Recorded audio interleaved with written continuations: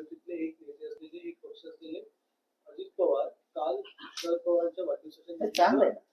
दिल्लीला गेले होते. त्यांच्या हृदयामध्ये जे काही प्रेम दिसतंय ते फार चांगलं आहे. मला त्याच्याबद्दल आनंदच आहे.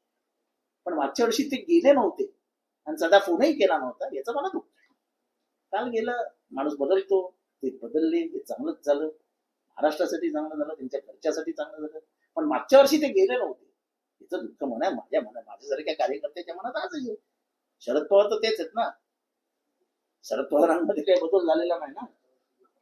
हा बदल कशामुळे झाला काय वाटतं? ते त्यांना अजित पवारांना विचारा ना शरद पवार साहेबांना विचारा, मला काय करायचं. शरद पवार महायुतीचा आता निकाल आहे त्याच्यानंतरचा बदल वाटतो आपल्याला. कशाने बदल होतो माणसामध्ये सांगता येत नाही.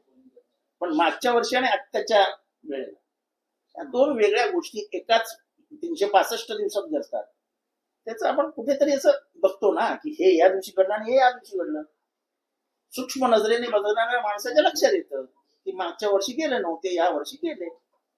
तर सुनेत्र पवारांनी वक्तव्य केलंय की दोन्ही राष्ट्रवादींनी आता एकत्र यावं. सुनंदा पवारांनी रोहित पवारांच्या आईनी असं वक्तव्य केलेलं आहे की दोन्ही राष्ट्रवादींनी एकत्र यावं आणि आपली ताकद मजबूत करावी. पण त्यावेळी पण जी भेट झाली ती राजकीय नव्हती असं देखील त्या म्हणाले.